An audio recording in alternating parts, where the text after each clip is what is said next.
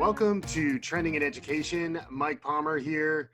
Very excited to have a guest with me today, Dr. Paul Reville, professor of educational policy at the Harvard Graduate School of Education. He's a founder of the Education Redesign Lab and a former Secretary of Education for the state of Massachusetts. He's written a really interesting book that we're going to talk about today. It's called Broader, Bolder, Better: How Schools and Communities Help Students Overcome the Disadvantages of Poverty. I'm very, very happy to have Paul with us for today's show. Paul, welcome to Trending in Education. Mike, thank you for inviting me on the air with you. I'm glad to be here. The work you're doing, as I mentioned when we were prepping, I just wanted to begin by saying thank you for your service. You're focusing on an area that I think many of us in education, educational policy, aren't necessarily comfortable talking about, and that's what the concept of poverty and how to help children and families who are dealing with poverty on a day-to-day basis, help them fully engage in their educational life in the context of the school, but also in the broader community that really provides educational services and just life services. Can you talk a little bit about the notion of poverty and how it relates to the work in Broader, Bolder, Better? Sure. The work described in this book is designed to be an antidote to the challenges associated with poverty that become impediments in the lives of children to taking full advantage of public education and public schooling. We've had, ever since Horace Mann's time, Horace Mann was the first Secretary of Education in the country. He was also Secretary of Education here in Massachusetts. And his aspiration for public schools was that they be the great equalizer, the great leveler in society, that we'd have a common school. Everybody, irrespective of background, wealth, race, religion, gender, would come to a common school. And they'd get a common treatment. And then when they came out, it'd be a level playing field, equal opportunity, and talent and effort would rise to the top. And it was a great theory, and the radical concept of a common school was a big step forward for America. But the idea that schools would level the playing field never really worked out, if you look at the data over time. And in fact, worked out better earlier in the history of American public education than in more recent times. In more recent times, you really can't look anywhere, Mike, in educational statistics and not see a correlation between socioeconomic status and educational achievement and attainment. I call it an iron law correlation. It's a straight northeast line. The wealthier you are, by virtue of the accident of birth, the more likely you are to achieve at high levels. Now, let's be clear and say this doesn't apply to any individual. Right. This is a statistic. The statistic's undeniable. The evidence is there. So it doesn't mean that your particular demographic background is destiny for you as an individual. But as a group, we have this direct correlation. And if we want to build a system as we claim to want to build in our policy pronouncements, our policy aspirations, like No Child Left Behind, every student succeeds, every child a winner, all means all, which is a mantra that I use all the time. If we want to achieve all means all, then we cannot do that without looking at the impact of poverty and the kind of impediments through no fault of their own, through no lacking capacity that students have, that get in the way of them, coming to school in the first place, or coming to school and being ready to learn when they get there. So we need to launch an all-out attack on those impediments to try and level the playing field with respect to opportunity to learn. And we know that more than ever before in our society, social capital, what you inherit from birth, your norms, your networks, and things of that nature, more than ever control your access to opportunity to learn, which is what affects your capacity to develop the skill and knowledge, human capital we call it, that you sell on the open market. Right. Unfortunately, for a long time, Mike, we've not wanted to talk about poverty in the field of education.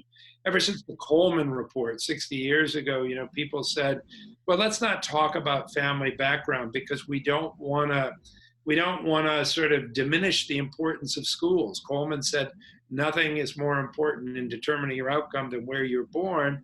And that seemed to say, well, the the effort behind schooling isn't worth investing in. Educators were worried about that. Right, We have right, another group of thinkers who think that, this is somehow stereotyping or deficit modeling. And right, again, we say to that, we're not talking about any individual or the capacity of any individual or group of people. We're talking about systemic circumstances. So if there are deficits in the system that happen to be unfairly distributed on the basis of, your wealth and access to social capital. So we yep, need to do something about that. We also have educators who fully recognize the importance and the impact of poverty. They see it every day in their classrooms, mhm, but they don't have the tools or the language, the resources, the time to do anything about it. So they say, I know it matters, but I can't control that. It's out of my domain. So right, I'm just going to focus on what I have to focus on and don't ask me to do anything else, which is totally fair. I don't think we solve these problems by virtue of just loading more responsibilities onto educators. Kids right, are in school 20% of their waking hours between kindergarten and grade 12. 80% is spent outside. mhm, We've got to be more attentive to what happens outside and how we build conditions outside, conditions of support and opportunity that make it possible for every kid to come to school every day ready to learn. yeah. Uh, Lots of interesting stuff that we could dig into there. I do think it's really interesting to put this in the context of a reframing of the educational learning ecosystem that's necessary to drive successful outcomes and also address genuine problems where it seems like if I'm reading you right, the frameworks that are out there, the alternatives that maybe we want to counter are looking more at the child individually outside of his or her context, or thinking of the teacher in the classroom individually without a broader context, and leaving the accountability at that relatively narrow focus, as opposed to a much broader focus, which thinks about not just the individual student, the student's family, the teacher, but also the school, the community, the city, the community groups, et cetera, et cetera. So, like, understanding that educational services and the educational context, that's the word that I keep coming back to, context is king. How in many ways we've gotten the context wrong, perhaps since the Coleman report that you're citing there. And then in some ways this is a pushback to kind of broaden that context to be more community based. Could you Yeah, talk a no, little bit that's about right. that? And I guess I'd phrase it in a slightly different way, but the main idea I think you've captured in your comments. We have relied almost exclusively on the school system and the intervention of schooling to create equality of opportunity in our society. Mm-hmm. We've said, we've got this vast and right now growing, hugely disproportionate distribution of income and wealth. Mm-hmm. But that's okay as long as we have public schools, and public schools will make up the difference. Mm-hmm. And when they don't, since they don't have the capacity or the strength as an intervention to accomplish something as big and broad as that, we blame the schools and say, well, the schools are failing. It's not our fault. We put up a school system. We tried to reform it. But our contention is schools alone, as currently constituted, are not a strong enough intervention to overcome, on average, the disadvantages of poverty for large-scale populations. Mm-hmm. So the question is, it's really a question of strategy. Do we have a schools alone strategy? And that really has been at the core of our education reform efforts of the past 25, 30 years. We had the Nation at Risk report in 1983, said that if a foreign nation had done to us what we've done to ourselves educationally, we consider it an act of war, Mm-hmm. or we're about to be consumed by a rising tide of mediocrity, and basically said our human capital development system, AKA our school system, is not up to the demands of the 21st century. And we ought to fix the schools. And the basic underlying theory of action was Horace Mann's contention that school alone is enough to equalize opportunity is still accurate. It's just that the schools aren't doing a good enough job at doing that. And if we fix them, we'll be fine. Right. Our contention is, yes, there's a lot to be fixed in schools. There is such a thing as a good school and a poor school, and we can improve schools, and we spend a lot of money on schooling. And schooling is a lifesaver for many people in our society and a really important instrument of developing human capital. But by itself, schooling is too weak to overcome these other factors. And if you only look at the time element that I mentioned earlier, 20% of your waking hours in school, 80% of your waking hours, and all the rest of your sleeping time and residential time outside of school, it means that we've got to pay attention to that. So education reform, if we look at the core business of education being kind of a triangle with teacher, student, and curriculum, teacher, student, and content, we've said for a long time, that's the essential central transaction in education. And so we ought to be thinking more about instruction and how we improve instruction. So ed reform, we've spent a lot of time on teachers and teaching, a lot of time on standards, and content, and delivery systems with technology, and assessment, and all the rest of that, which has to do with content. But we've not done much of anything with respect to students. We've said students are kind of a given. Parents send us the best students they have, and we just deal with them. Instead of saying, well, students are not sort of objectively neutral. They come to school from an ecosystem, and that determines whether they actually get there or not. We see most of our chronically underperforming schools and systems have huge attendance problems, chronic attendance problems, people with, missing more than 20% of the year on a routine basis, sometimes as many as 50 or 60% of the students. This is a huge problem. Mm-hmm. So we know that the factors outside of school get in the way of kids coming to school. Some kids come to school, but they're laboring under toxic stress because they've got health problems, they've got mental health problems, they've got housing problems, they're inadequately nourished, they're not having clean air or clean water, they have fears for their safety. And then we're concentrated. Those students are typically concentrated in the way in which we assign kids to schools. So you've got this concentrated poverty, and the odds against that school system competing effectively with suburban school systems, which have affluent youngsters who come to school with basically wraparound support and service that they've had ever since the prenatal. It's just nolo contendere. It's not really a fair competition. Yes, occasionally you get a school or a teacher or a child or a group of child who defy the odds, but our work is really about changing the system's odds in the first place, so that more people have a reasonable hope of competing successfully and being prepared to be workers, citizens, and family heads in a 21st century world. Yeah, and you talk about a holistic, integrated student supports, cradle to career approach that includes services like health, mental health, nutrition, and family supports, as well as expanded access to opportunities such as early childhood education, after-school activities, and summer enrichment programs. That's right. There's a lot in there.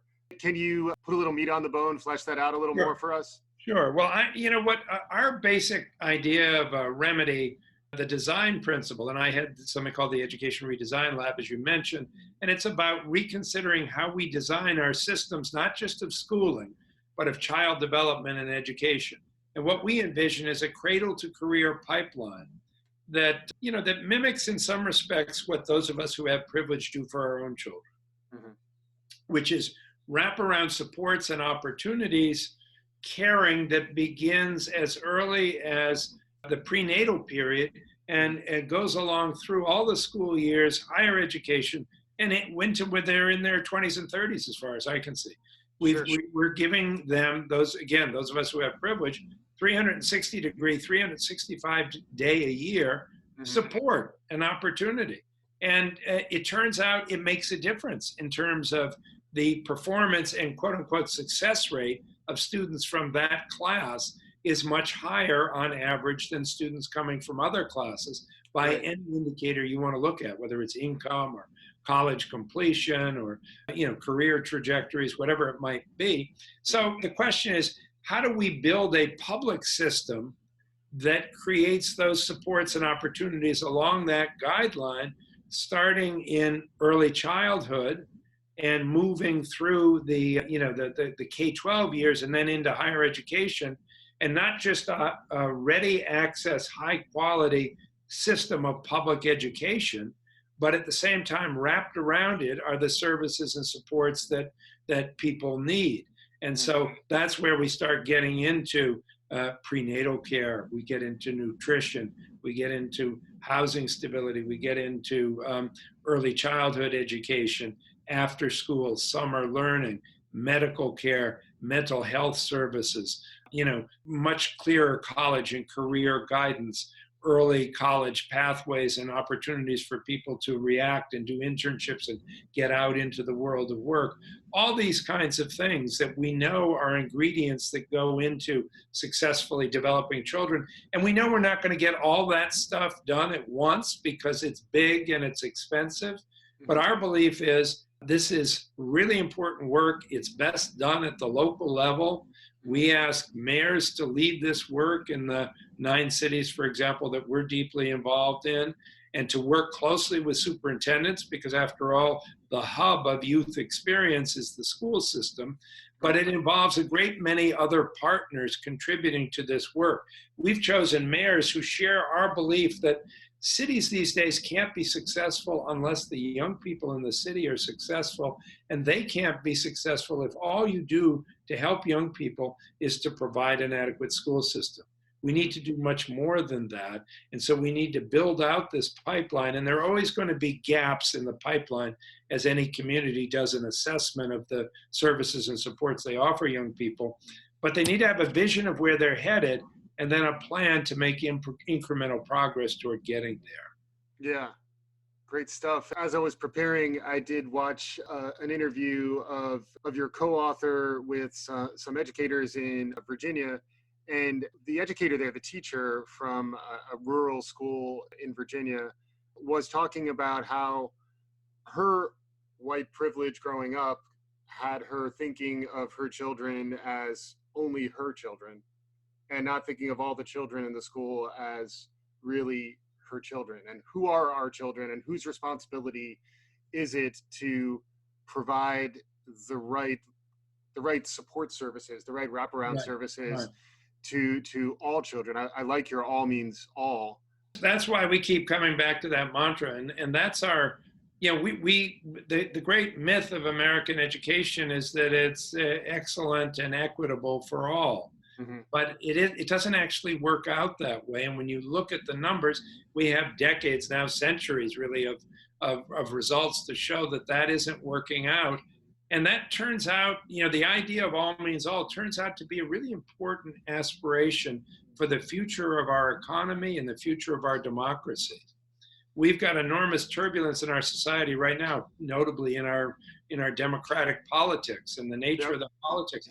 A lot of the anger that's driving that right now, I would contend, is a result of our failure to develop talent in this society in a way that prepares people for changes, massive changes in our economy, and to adapt to them. And so we've got to get better about doing it. And it turns out to be a more complicated job than just the 3 R's, which is the 19th century conception of schooling: reading, writing, and arithmetic. And we just do that. It's within the 4 walls, and everything else is somebody else's responsibility. Well, in our view, right now the population in the United States is more than 50% students of color, the school population, more than 50% low-income youngsters, 2 groups with which we've historically been unsuccessful. And so we need to do a much better job of developing talent in those populations, or our nation is even more at risk than it was when the 1983 report was written. Right. We won't be able to grow companies and grow jobs because we don't have people who have the high skill, high knowledge that's demanded in the 21st century. In turn, there'll be no place for them in the economy or in the middle class, and they'll then fall into a growing underclass, which will in time become insupportable for our children and grandchildren, and it will bring down the society as a whole. So this is urgent work. So even if you don't come to it through an ethical conviction that we should care about all the children in our society, you'd be compelled to come to it from a practical position of self-interest, that we can't be viable as an economy or a democracy unless we do a better job of developing talent than we've been able to do so far. Yeah, I love where you're going there too. To me, it analogizes a bit to the way people think about climate change, where like we need to take action now That's to right. avert the challenges that we know we're going to see in 10, 20, 30 years.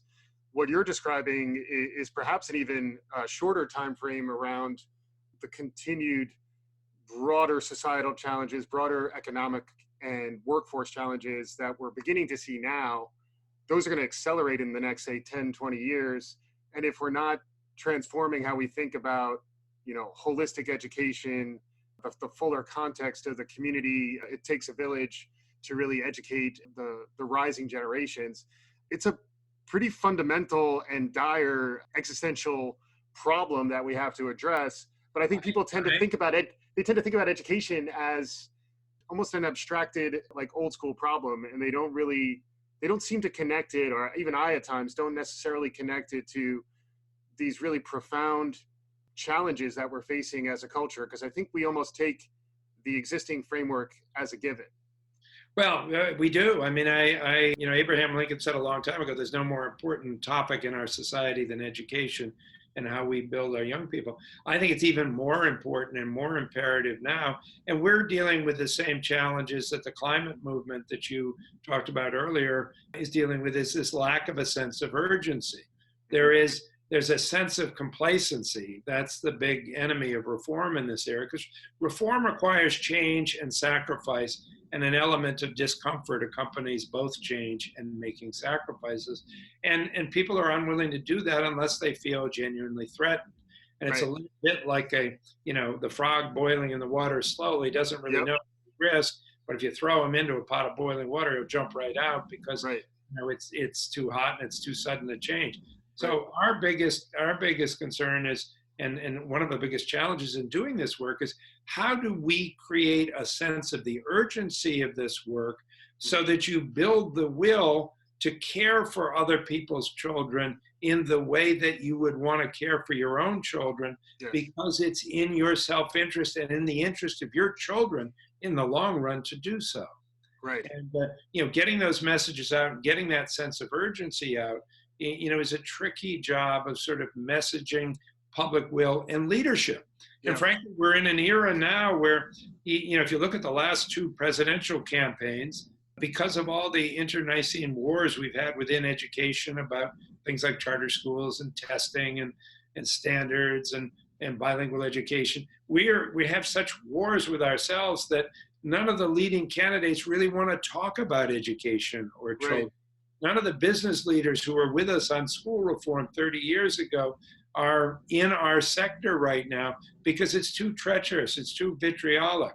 So Yeah. we've really got to work as a sector to bring society back to focusing in not just on schools and school reform, but on young people and preparing young people for success. Because Yeah. school, after all, is an instrument of getting young people to be successful. And what we like to say is that we ought to have a set of strategies designed to give everybody the opportunity to be middle class by middle age. Mm. That's what really America ought to be about. Hmm. And that is going to take a more intentional, broader effort than what we're currently doing. Yeah. And the urgency, I guess, in the best cases, and I think your book does a nice job of this, can also be paired with hope, right? So there are Oh, examples yeah. of successes, and I'd love to maybe give you a chance to talk about an example or two there, and maybe flesh out what what sort of sets us up for success, and then we can maybe begin to move into how can this scale. How can we take Right. these isolated case studies, and rather than them being the exception, how do we pivot to where they can become more the norm? So can you Yeah. talk a little Well, bit about that? Yeah. sure. The good news, and that's why we wrote the book, really was to say, this isn't rocket science, what we're talking about. We know how to do the things that we're talking about. Let's start with the upper middle class and above family in our society. We know how to prepare young people for success and what it takes. We also know how to do it in communities that are less fortunate through the accident of birth, with a whole variety of programs and opportunities. And we document many of those, and just the tip of the iceberg, really, in our book, of places where communities have come together to provide services and supports to young people. It might be as simple as a Facebook page on which advocates for youth and youth counselors can post needs that children have. Might be a very material need. We document in the book a kid who needed a pair of boots in order to take a construction job, and he couldn't take the job unless he found the boots. They put it up on Facebook, and sooner or later he had it. It might be more complicated. We document one community there where they go to work and provide early childhood education through a bus that goes out into rural areas and provides and brings the education to the students instead of the other way around because the transportation problems are so severe.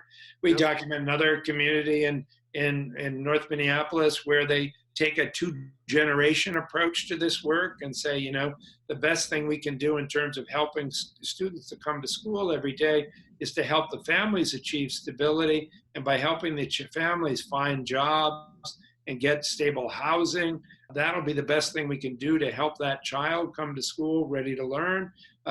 We work in that way. In our by all means communities that we have at the Education Redesign Lab, we have 9 communities where we work in depth. We do things like individual, what we call student success plans, where we have, the equivalent of a running medical record, but a running educational and success record on each child, starting early in childhood, that documents what their needs are, both inside and outside of school, what their assets and strengths are, and what are the gaps that need to be filled, and how adults can come together and fill some of those gaps and track their progress and give educators the opportunity to see a 360-degree portrait of what young people are like. And in our by all means communities, they're working all along that pipeline that I described at different points of entry. In some communities, they're starting with the idea of making high quality summer enrichment learning available to all students. In Boston, which is not one of our communities, but a great example of some of this work, we have an organization called Boston After School and Beyond, and they are working at closing the gap for young people to get high quality summer learning. And so it's a very concerted, deliberate effort, has the mayor, has the school superintendent, lots of philanthropies and businesses around the table figuring out how to get that done. In another community, they're working hard on closing the gap in terms of access to early childhood education because they know that makes such a huge difference. We have other communities that are working on mental health issues and making sure that we increase the access that young people have to mental health services, since that's the number one complaint we get these days from superintendents is being overwhelmed by the number of mental health and psychological problems that students are bringing into schools. Mm-hmm. So there's a myriad of ways of going at this and all kinds of ways in which communities organize themselves. In our by all means model, we have the mayor convenes a children's cabinet, which brings together all those agencies of government and organizations within the community that work on behalf of young people and bring them to the table to do, first of all, kind of an analysis of the community's strengths and weaknesses in terms of providing for young people, then to set an agenda, to raise resources, to develop a set of strategies, to implement those strategies and begin to hold people accountable. Mm-hmm. And so there are lots of ways of working on this. Again, we know how to do it. The problem is, Mike, we have all these things occurring on islands in isolation around the country. It's not a system. We haven't made a commitment to this as a system. We're kind of doing it piecemeal. And so what we're arguing, what we're trying to prove in these cities, which I think is the key to your second question, which is how you scale it, is we need some proof points around the country. And there are a lot of people. There are other organizations like Strive Together, Harlem Children's Zone, Communities in School. The community schools movement itself is taking off. You go to a number of our communities around the country, and they're getting more and more community schools, which are trying to do this on a one school at a time basis, form these partnerships, keep the buildings open till the evening, on weekends, during the summer, things of that nature. So it's a question of, how, again, generating first hope, then urgency, and finally the will, to do this at scale, which will take more than just effective coordination. It will ultimately take a deeper investment by society in human Right. talent. Right. But the only way America is going to be competitive in the 21st century is by having a higher level of human talent than other societies have, because automation and low-cost labor is going to win out every time on anything that's routine kind of low-skill, low-knowledge labor. Yeah. No, I So really like the economic argument in particular. It reminds me of, I talk about the economic justification for diversity and inclusion. Like, you make better decisions when you have a diverse group engaging. So, like, it's not just the noble social good of having a diverse group. It's that having a diverse group weigh in on a decision will that's actually right. make the decision making better. And what you're talking about here is making this investment to address the challenges of poverty is not simply, although it's a noble thing, it's not simply to help raise up those families. It's actually to help, address some of the more fundamental challenges we're going to face around the transformation that we're going to see in the fourth industrial revolution that's beginning. I think it's also really interesting context because we talk frequently on the show, because we like to geek out. We talk about robots and Mm-hmm. AI and sort Mm-hmm. of the sci-fi element of what's coming in the future. I really like where you're going, although there is potentially a dystopian aspect to it. But, like, if we don't shift our thinking, think about resourcing this differently, and think about the longer term return on those types of strategic investments, we're going to have a real problem on our hands. We're starting to see the beginning of it now. And I really like the tying of education to the longer term challenges we're going to have around jobs and sustainable wages and all these things. I also really like the connection to mayors at the city level, and it's almost like we've sort of raised out of the classroom, individual, family, student context to say maybe the level up of the mayor gives you the right level of local attention. But if I'm hearing you right, the challenge is also that beyond the local level, there's not a more structured way to kind of get federal attention to focus on these problems. Yeah, but I think at the local level, and it's another reason for using mayors. Mayors can be very effective advocates for this kind of work. But first, the first step is we've got to make it happen. We've got to make it successful at the local level. Right. Mayors have the influence to call everybody to the table. By picking mayors, we're saying this is more than just schoolwork. Schools have the work they need to do. We've already overtaxed them as policymakers with things that they need to accomplish. World-class standards, where it used to be possible to get by with a bell curve distribution over a very low center. We want them to do personalized education and social and emotional learning and 21st century skills and a well-rounded curriculum and driver education and blah, blah, blah. And it all fitting in the same box we had 100 years ago. It doesn't fit. So for us to say now on top of that, you're going to take care of all these other outside issues, it's just unrealistic. Right. So this has got to be civic business. And the mayors are well positioned to do that, and the influence to call people to the table and create a sense of urgency. They're also well positioned, if this work is successful and when it's successful, to say, we need help. We can't do this all on our own. Yep. The whole question of getting health care for everybody seems basic, but we've got to go to work on, what's our policy with respect to Medicaid, and how does Medicaid make it possible for schools or families to get the services for kids that they need to come to school healthy without being under the toxic stress of having untreated dental or physical health problems. Same thing applies to mental health issues. Same thing applies to nutritional issues. In many of our schools in poor neighborhoods, we have teachers on a volunteer basis, often using their own money, filling backpacks of food to send home to kids and their families over the weekend so that they can eat and so that they can come to school more ready to learn on Monday morning. Well, really, that's something we need to do, but it's a classic case of treating the symptom. And we need to exercise some political muscle in terms of changing the conversation about hunger and food deserts. And why do we have kids going hungry and needing backpacks in the first place. We Right. need to do something about that from a policy standpoint.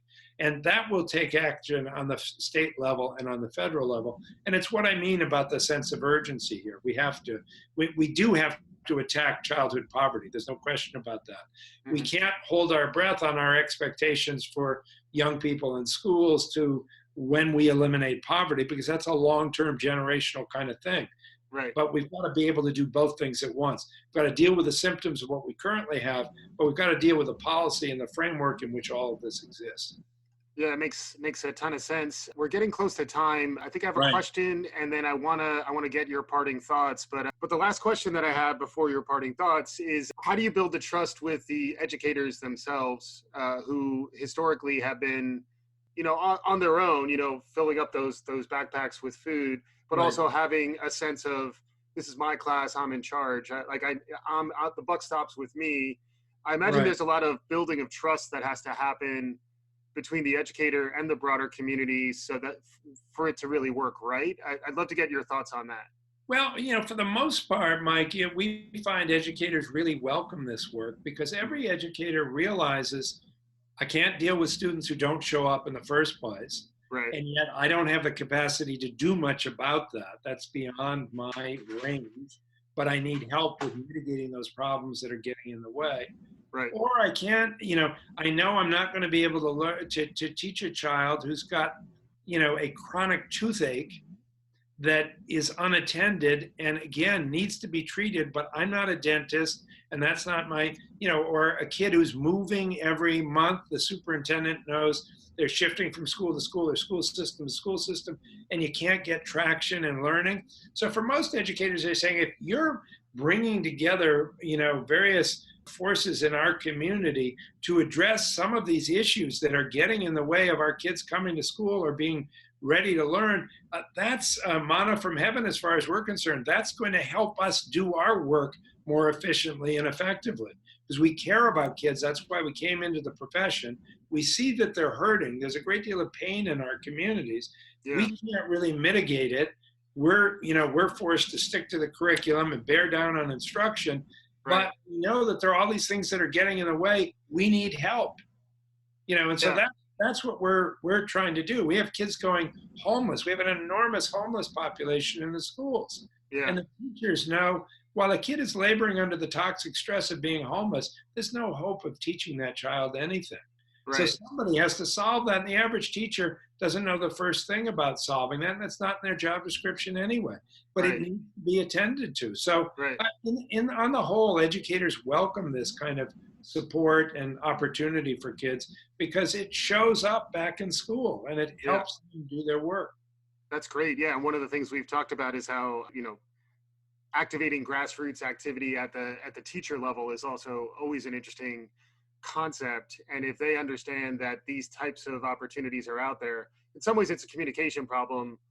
Just teachers who are not getting this type of support may not have hope that they ever will. But at the same time, there are rising expectations. Now, if you look at a lot of these teacher strikes that have been happening around the country Yeah. on issues of, starting with issues of salary, but you often find in the subtext, for example, in a place like Chicago, Hmm. they're looking for more counselors, more school psychologists, more Hmm. social workers dealing with the issues. They're looking for more community schools. We have a number of our teachers unions across the country pushing for community schools. We have a chapter in our book about community schools. So I think teachers are onto this. They're saying we can't do our work, nor should you hold us accountable for everything that's happening in the ecosystem when we only have this tiny piece of it.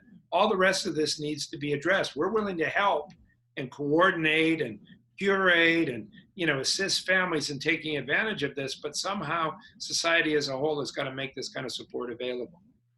Makes a ton of sense. Really fascinating stuff. We could go on and on, but we're getting close to time.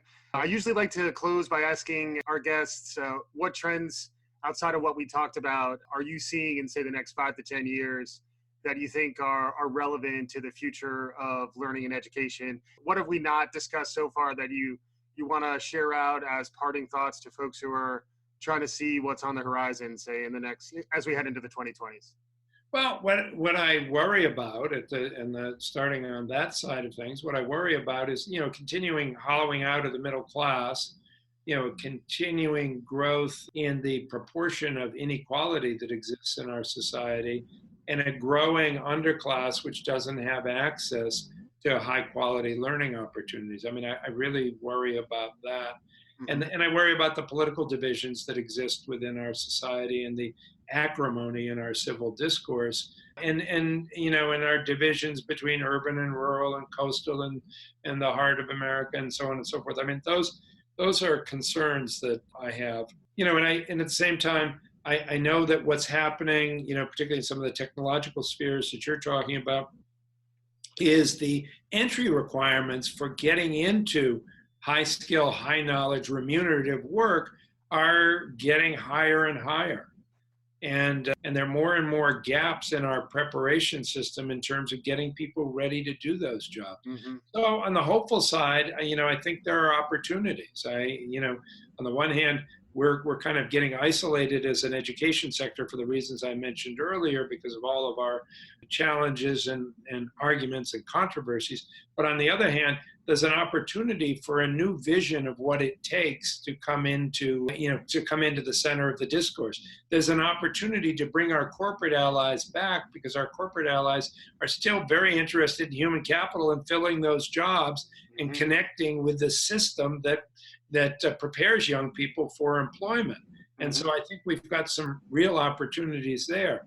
I think technology presents both opportunities and pitfalls in terms of making it possible to extend the boundaries of the traditional schoolhouse or extend the hours of traditional schooling time, but doing that in a way that doesn't further advantage the advantage while further disadvantaging the disadvantage, I think is a challenge that we'll have to Hmm. address. But obviously, technology and AI and so forth are going to play a more and more important role in our lives without taking over our lives, one hopes.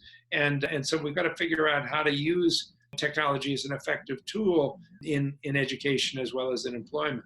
So lots of things going on, but I do think there's a I'm hopeful that there's a rising consciousness and belief in the kind of concepts that we're promoting in this book, the kind of notion that all means all, and that's in our national interest to Hmm. get behind that kind of a perspective, and that we've got the strategies to do it, which makes it hopeful, and we've got to work on developing the will to make it possible.